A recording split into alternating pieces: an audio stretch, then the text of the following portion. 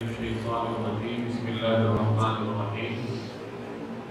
واللاتي يأتين الفاحشة من نسائكم فاستشهدوا عليهن أربعة منكم فإن شهدوا فأمسكوهن في البيوت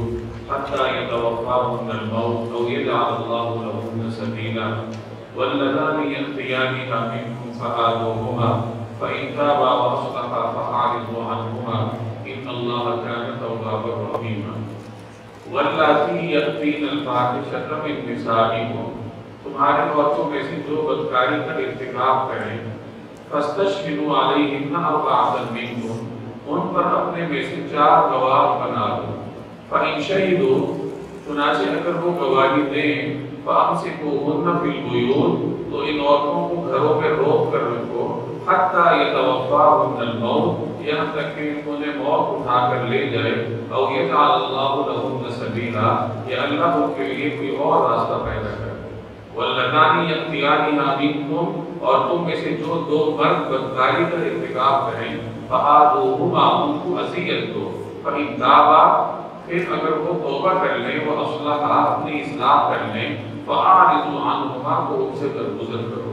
پھر اگر وہ توبہ کر کے اپنی اصلاح کر لیں تو ان سے درگزر کرو ان اللہ کان توابا رحیما بے شک اللہ بہت توبہ قبول کرنے والا بڑا مہربان ہے۔ ان دونوں آیات میں زنا کا ابتدائی حکم بیان فرمایا گیا ہے۔ شریعت اسلامی معاشرے کو راہ راست پر رکھنے والی ایک بہت بڑی بنیاد ربط ہے۔ ربط لوگوں کا آپس میں جو ربط ہوتا ہے بالخصوص مردوں اور خواتین کا جو آپس میں ربط ہے اگر وہ ربط فطرت کے مطابق ہو اللہ جل جلالہ کی طے کردہ ہدایات کے مطابق ہو تو معاشرہ تندرست خلوخال کر چلتا ہے اور اگر اس ربط میں کوئی خرابی آ جائے تو پھر معاشرہ اعتدال سے ہٹ جاتا ہے اور وہ پھر خرابی اور فساد کی طرف بڑی تیزی سے گامزن ہوتا ہے۔ اب اس ربط میں جو ابتدائی چیز ہے وہ مرد اور عورت کا نکاح ہے کہ عورت اور مرد کے درمیان جو ارتباط ہوتا ہے ربط ہوتا ہے اگر اس کی بنیاد کے نکاح ہو اور اس کے بعد یہ ربط کا سلسلہ چلے تو عفت اور حیا کے تمام اصولوں کو مد نظر رکھا جائے تو معاشرہ صحیح سالم چلتا ہے تندرست معاشرہ کہلاتا ہے۔ اور اگر اس میں کوئی خرابی آ جائے کہ نکاح کا تصور مشکل ہو جائے فحاشی اور رویانی کا تصور عام ہو جائے تو پھر وہ معاشرہ فطرت کے اصولوں سے ہٹ جاتا ہے اور غیر فطری بنیادوں پر معاشرہ جو چلتا ہے وہ کتنی دیر تک چل رہی ہے۔ مغربی معاشروں کی مثال آپ کے سامنے ہے، ان کے ہاں جو غیر فطری اصول ہیں وہ خود ان سے تنگ ہیں۔ یہ الگ بات ہے کہ ہمارے لیے چونکہ وہ ایک غالب تہذیب ہے اور دنیا میں ہمیشہ یہ اصول رہا ہے کہ غالب تہذیب کی پیروی کی جاتی ہے۔ دنیا میں جب اسلامی تہذیب غالب تھی تو لوگ عربی لباس پہننے میں فخر محسوس کرتے تھے، عربی زبان بولنے میں فخر محسوس کیا جاتا۔ اب ان کی تہذیب غالب ہے تو ان کی زبان بھی غالب ہے، ان کا کلچر بھی غالب ہے، تو ہمارے لیے تو وہ سب باغ کی طرح ہے، لیکن ان کے ہاں خود اپنے کھوکھلی بنیادوں سے ان کے جو محققین ہیں وہ تنگ ہیں کہ اس فحاشی اور مریانی کی وجہ سے اور خاندان کے ادارے کی تباہی کی وجہ سے وہ معاشرہ تباہی سے کے دہانوں سے دوچار ہے۔ تو اس آیت میں اسی چیز کو روکنے کے لیے، اسی فساد اور خرابی کو روکنے کے لیے اور معاشرے میں انسانوں کا باہمی ربط درست راستے پر برقرار رکھنے کے لیے یہ حکم دیا گیا ہے۔ اور جیسے میں نے عرض کیا کہ یہ ابتدائی درجے کا حکم تھا، ابتدائی دور میں یہ حکم تھا کہ اگر کوئی خاتون زنا کر لیتی فحاشی کی مرتکب ہو جاتی تو اس کے لیے ابتدا میں یہ حکم تھا کہ اسے گھر میں قید رکھا جائے۔ عمر قید کب تک قید ہوتی؟ حتی یتوفاہن الموت، یہاں تک کہ موت اس کو اٹھا کے لے جائے، یعنی عمر بھر اس نے گھر میں رہنا، قید میں رہنا۔ او یجعل اللہ لہن سبیلا، یا اللہ اس کے لیے کوئی راستہ پیدا کرے، اور اللہ نے بعد میں راستہ پیدا کیا۔ چنانچہ اس کے بعد سورہ نور کی آیت نازل ہوئی جس میں فرمایا گیا کہ اگر کوئی مرد اور عورت زنا کر لیں تو انہیں 80 کوڑے فَجْلِدُوهُمْ 80 جلدہ، تو انہیں 80 کوڑے مارے جائیں۔ اور سنت میں رسول اللہ صلی اللہ علیہ وسلم کی سنت سے یہ طے ہوا کہ یہ جو آیت ہے اس کا تعلق غیر شادی شدہ مرد اور عورت سے ہے کہ غیر شادی شدہ مرد اور عورت اگر کسی گناہ کا ارتکاب کریں تو انہیں 80 کوڑے مارے جائیں گے اور اگر کوئی شادی شدہ مرد اور عورت اس جرم کا ارتکاب کریں تو انہیں سنسار کیا جائے۔ چنانچہ دور نبوی میں حضرت مائز رضی اللہ تعالیٰ عنہ نے خود اقرار فرمایا کہ مجھ سے یہ گناہ سرزد ہوا ہے، تو انہیں سنسار کیا۔ قبیلہ غامدیہ کی خاتون تھی جو امرأ غامدیہ کے نام سے معروف ہے حدیث کی کتابوں میں، انہوں نے آ کر اقرار کیا تھا کہ یا رسول اللہ مجھ سے یہ جرم ہوا ہے، مجھے پاک فرمائیے۔ تو آپ صلی اللہ علیہ وسلم نے انہیں بھی سنسار کرنے کا حکم دیا۔ تو اس طریقے سے زنا کا حکم جو یہاں سے شروع ہوا تھا تو وہاں جا کے پورا ہوا کہ اگر غیر شادی شدہ مرد اور عورت ہیں تو انہیں 80 کوڑے لگائے گئے، اور اگر شادی شدہ مرد اور عورت ہیں تو شادی شدہ آدمی اگر زنا کرتا ہے تو اس کا جرم بہت بڑا ہے، لہٰذا اسے پھر سنسار کیا جائے۔ تو اس آیت میں وہ ابتدائی زمانے کا حکم تھا جیسے میں نے عرض کیا۔ دیکھیے واللاتی یأتین الفاحشۃ من نسائکم، تمہاری عورتوں میں سے جو بدکاری کا ارتکاب ہے، فاحشہ سے مراد یہاں پہ بدکاری ہے، زنا، فاستشہدوا علیہن اربعۃ منکم، ان پر اپنے میں سے 4 گواہ ہوں۔ فإن شہدوا، اگر وہ گواہی دیں فأمسکوہن فی البیوت، گواہی کے بعد پھر سزا نافذ ہوگی، اور سزا گھروں میں قید رکھتا ہے تو گھروں میں بند کر دو۔ کب تک؟ حتی یتوفاہن الموت، جب تک موت اس کو اٹھا کر جائے گا۔ یاد رکھیے زنا کا قانون سخت ہے، زنا کی سزا جتنی سخت ہے تو اس سزا کو ثابت کرنے کا جو مرحلہ ہے وہ بھی اتنا ہی سخت ہے۔ عام طور پر ہر جرم کے لیے 2 گواہ چاہیے، اور زنا کو ثابت کرنے کے لیے 4 گواہ درکار ہے، اور 4 گواہ بھی مردوں میں سے 4 گواہ گواہی دیں گے کہ ہم نے اپنی آنکھوں کے سامنے اس کو یہ جرم کرتا ہوا دیکھا ہے، تو پھر زنا کا حکم نافذ ہوتا ہے، سنسار کرنے کا یا کوڑے مارنے کا۔ اور اس طرح پہلے زمانے میں یہ عمر قید کرنا خواتین کو، تو 4 گواہ درکار۔ تو زنا کی سزا اگر سخت ہے تو مرحلہ بھی سخت ہوتا ہے۔ اگر یہ مرحلہ سخت نہ ہوتا تو ہر آدمی کو الزام تراشی ہوتی، کوئی شوہر بیوی سے تنگ ہوتا وہ اپنی بیوی پہ الزام لگا کہ اس نے زنا کیا ہے، اللہ یعذ باللہ، یا کوئی بیوی اور عورت اپنے خاوند پہ الزام لگاتی۔ تو شریعت نے تمام چیزوں کے مد نظر زنا کو ثابت کرنے کا مرحلہ سخت رکھا ہے۔ اگر کوئی آدمی کسی پہ الزام لگاتا ہے اور بعد میں 4 گواہ نہیں لاتا تو اس کو قذف کی سزا دی جاتی ہے۔ قذف زنا کے الزام کو کہتے ہیں، اس پر قذف کا حد کی حد لگتی ہے، اور قذف کی حد بھی 80 کوڑے، یا تو ثابت کرو، اگر ثابت نہیں کرتے تو پھر کمر کوڑوں کے لیے تیار کرو۔ تو یہ شریعت کے وہ اصول ہیں جن کی بنیاد پر معاشرہ صحیح خطوط پر چلتا ہے کہ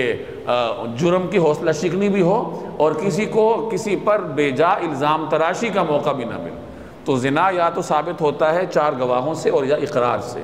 چنانچہ رسول اللہ صلی اللہ علیہ وسلم نے حضرت ماعز کو اگر سزا سنائی یا قبیلہ غامدیہ کی خاتون کو گواہی کی بنیاد پر نہیں سنائی، اقرار کی بنیاد پر سنائی۔ حضرت ماعز نے اور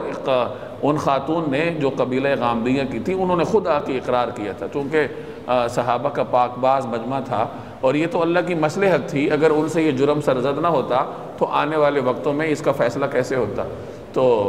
یہ جرائم بھی اللہ نے اسی معاشرے میں رونما کیے، اور چونکہ وہ فطرتی طور پر پاک تھے تو خود حاضر ہوئے کہ یا رسول اللہ مجھ سے یہ جرم ہوا ہے۔ روایات میں آتا ہے کہ نبی کریم صلی اللہ علیہ وسلم نے 4 دفعہ منہ پھیرا حضرت ماعز سے، انہوں نے سامنے سے آ کر کہا تو کہ یا رسول اللہ مجھ سے یہ جرم ہوا ہے، تو آپ نے منہ پھیرا، انہوں نے ادھر سے آ کے کہا، آپ نے پھر منہ پھیرا، انہوں نے ادھر سے آ کر کہا، 4تھی مرتبہ آپ نے رخ انور پھیرا تو انہوں نے ادھر سے آ کر کہا کہ یا رسول اللہ مجھ سے جرم ہوا ہے، مجھے پاک فرمائیے۔ آپ نے یہ بھی فرمایا صحابہ سے کہ اس کا منہ سونگھو، یہ نشے میں تو نہیں ہے؟ تو انہوں نے عرض کیا کہ نہیں، نشے میں نہیں ہے۔ وہ عرض کر رہے تھے میں ہوش و حواس میں ہوں اور مجھ سے یہ جرم ہوا ہے، مجھے پاک فرمائیے۔ یہ صحابہ کی ایمانی کیفیت کا حال تھا۔ اور جن خاتون سے وہ جرم سرزد ہوا تھا ان کے ساتھ بھی آپ نے یہی طرز عمل اختیار فرمایا۔ 4 دفعہ انہوں نے اقرار کی، وہ یہ 4 دفعہ اقرار کرنا 4 گواہوں کے قائم مقام، اور پھر بھی آپ نے سنسار نہیں کی۔ آپ نے فرمایا یہ بچہ جو تمہاری گود میں ہے اس کو لے جاؤ، اس کو دودھ پلاؤ، اور جب یہ تمہارے بغیر رہنے کے قابل ہو جائے پھر آنا۔ چنانچہ وہ بچے کو لے گئیں اور اس کو دودھ پلاتی رہیں اور پھر حاضر ہوئیں، اور بچے کے ہاتھ میں روٹی کا ٹکڑا تھا، اور عرض کیا کہ یا رسول اللہ اب یہ روٹی کھانے کے لائق ہے، میرے دودھ کا محتاج نہیں ہے، تو میرے اوپر سزا نافذ فرمائے۔ یہ صحابہ کرام کا طرز عمل تھا۔ تو اس طریقے سے جو زنا کا حکم تھا وہ پورا ہوا۔ تو یہ شروع میں یہ حکم تھا، بعد میں یہ حکم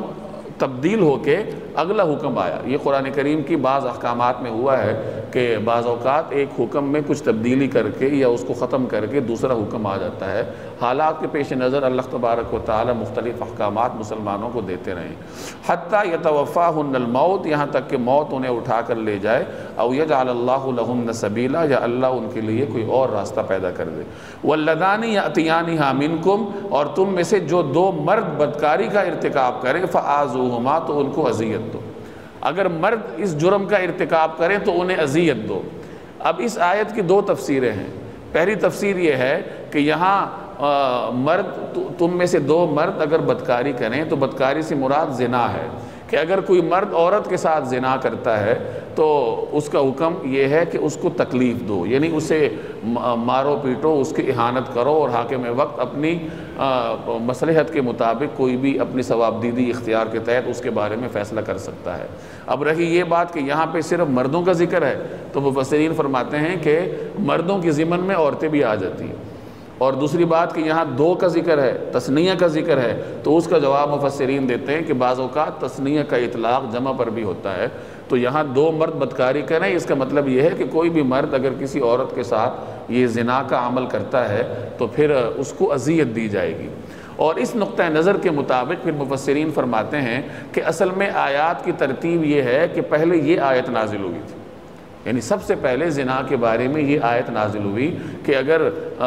دو مرد زنا کریں، یعنی کوئی مرد کسی عورت سے زنا کا عمل کرے، یہ جرم انجام دے، تو ان کو اذیت دو، یعنی کسی سزا کی تعیین نہیں کی، حاکم وقت کی ثوابدید پر چھوڑ دیا کہ انہیں سخت قسم کی سزا دو۔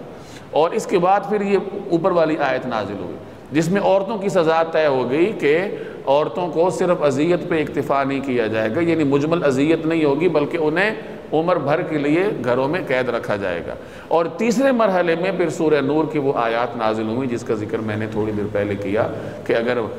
غیر شادی شدہ مرد اور عورت زنا کرتے ہیں تو 80 کوڑے لگیں گے، اور شادی شدہ مرد اور عورت اگر زنا کرتے ہیں تو ان کی سزا قرآن کریم میں مذکور نہیں ہے، سنت سے ان کی سزا سمجھ میں آتی ہے۔ تو یہ تو وہ نقطہ نظر تھا جس کے مطابق یہاں پہ اس جرم سے مراد زنا کا جرم ہے۔ اور اس آیت کی ایک اور تفسیر بھی ہے، اور وہ اس کے ظاہر کے بھی مطابق ہے کہ یہاں دو مردوں کی بدکاری سے مراد ہم جنس پرستی ہے، کہ اگر دو مرد آپس میں ہی یہ عمل بد انجام دیں، ہم جنس پرستی کا شکار ہوں، تو ہم جنس پرستی کی کوئی حتمی سزا قرآن کریم نے طے نہیں کی، بلکہ حاکم وقت کی ثوابدید پر چھوڑا ہے کہ وہ ان کو سخت سزا دے۔ صحابہ کرام سے ایسے مجرموں کو جلانے کا بھی عمل منقول ہے۔ چنانچہ ایک روایت میں آتا ہے کہ حضرت ابوبکر صدیق، حضرت علی، حضرت عبداللہ بن زبیر اور ہشام بن عبد الملک، ان چار خلفاء کے زمانے میں یہ عمل انجام دینے والوں کو، یعنی ہم جنس پرستی کے مجرموں کو جلایا گیا تھا۔ اور بعض حضرات فرماتے ہیں کہ اسے کسی اونچے مینار یا بلڈنگ پر چڑھا کر وہاں سے گرایا جائے، اور کچھ حضرات فرماتے ہیں کہ اس کا سر اڑا دیا جائے، یعنی کوئی حتمی سزا نہیں ہے، بلکہ حاکم وقت اپنی ثوابدید کے مطابق اسے کوئی بھی سزا دے گا، البتہ وہ سزا سخت ہونی چاہیے اور دوسروں کے لیے اس میں عبرت ہونی چاہیے۔ وَاللَّذَانِ يَأْتِيَانِهَا مِنْكُمْ فَآذُوهُمَا، اور تم میں سے جو دو مرد بدکاری کا ارتکاب کریں ان کو اذیت دو۔ اور اس کی دو تفسیریں ہیں، وہ میں نے عرض کر دی۔ فَإِن تَابَا، پھر اگر وہ توبہ کر کے وَأَصْلَحَا، اپنی اصلاح کر لیں، فَأَعْرِضُوا عَنْهُمَا، تو ان سے درگزر کرو۔ کسی سے زنا کا جرم سرزد ہوا، اس پہ سزا بھی نافذ ہو گئی، اب اس کے بعد اس کو آر دلانے کی اجازت نہیں ہے۔ اگر سزا کے بعد وہ توبہ کر لیتا ہے، اپنی اصلاح کر لیتا ہے، تو اس کو سابقہ زندگی یاد دلانے کی اجازت نہیں ہے۔ ان اللہ کان تواب الرحیمہ، بے شک اللہ بہت توبہ قبول کرنے والا ہے اور بڑا مہربان ہے۔ یعنی اللہ بڑے سے بڑے جرم، بڑے سے بڑے مجرم کی بھی توبہ قبول کرتا ہے، بے شک کوئی آدمی صدق دل سے توبہ کرے۔ انما